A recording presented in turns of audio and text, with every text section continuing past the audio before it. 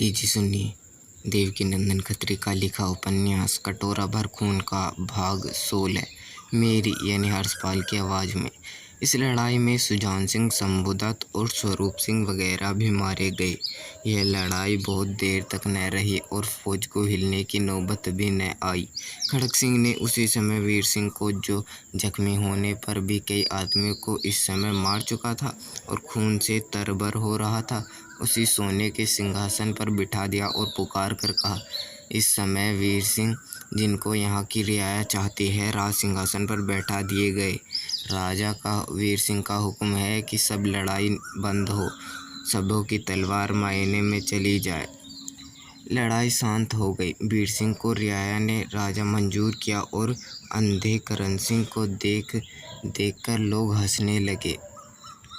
दूसरे दिन ये बात अच्छी तरह से मशहूर हो गई कि वह बाबाजी, जिन्हें देख करण सिंह राठौर डर गया था, वीर सिंह के बाप करण सिंह थे। उन्हीं की जुबानी मालूम हुआ कि जिस समय राठौर ने सुजान सिंह की माफिक करण सिंह को जहर दिलवाया, उस समय करण सिंह के साथियों को राठौर ने मिला लिया था। मगर 4-5 आदमी ऐसे भी थे जो जाहिर ऐसे मौके देखकर मिल गए थे, पर दिल से उनकी तरफ न थे।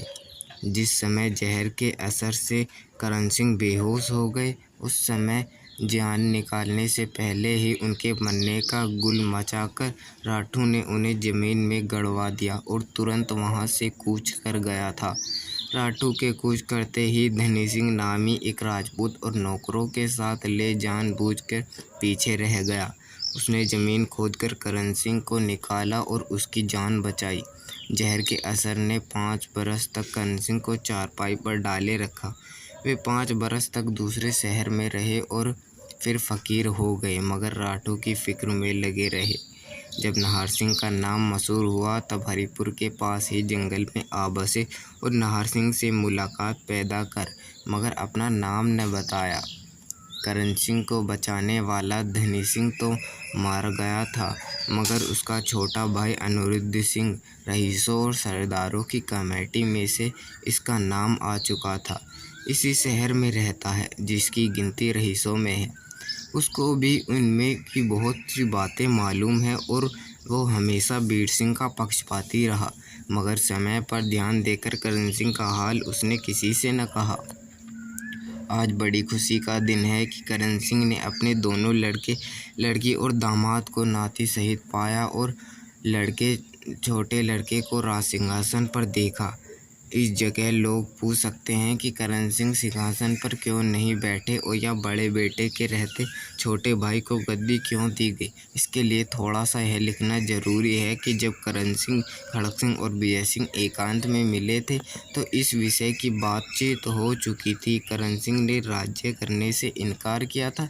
विजय सिंह ने भी कबूल नहीं किया और कहा कि अभी तक मेरी शादी नहीं हुई और मैं शादी करूंगा कि अस्तु यह बात पहले से पक्की हो चुकी थी कि वीर सिंह को गद्दी दी जाए। राजमहल से राठौर के वे रिश्तेदार जिन्होंने वीर सिंह की शरण चाही, निकलकर दूसरे मकान में कर दिए गए और उसने खाने पीने का बंदोबस्त कर दिया गया। अब राजमहल में वही सुंदरी जो तहखाने में कैद रहकर मुसीबतों के दिन काटती थी और तारा जो असली करण सिंह के कब्जे में थी, रहने लगी। मगर राठौर के लड़के सूरज सिंह का पता नहीं लगा। न मालूम वह किसके यहाँ भेजा गया, यह किस जगह छिपा रखा था। रामदास ने आत्महत्या की। आँखों की तकलीफ से 5-7 दिन में राठौर यमलोक की तरफ चल बसा और वीर सिंह ने बड़ी नेकनामी से राज्य चलाया। अभी आप सुन रहे थे देवकीनंदन खत्री का लिखा उपन्यास कटोरा भर खून का भाग 16 और अंतिम, मेरी यानी हर्षपाल की आवाज़ में।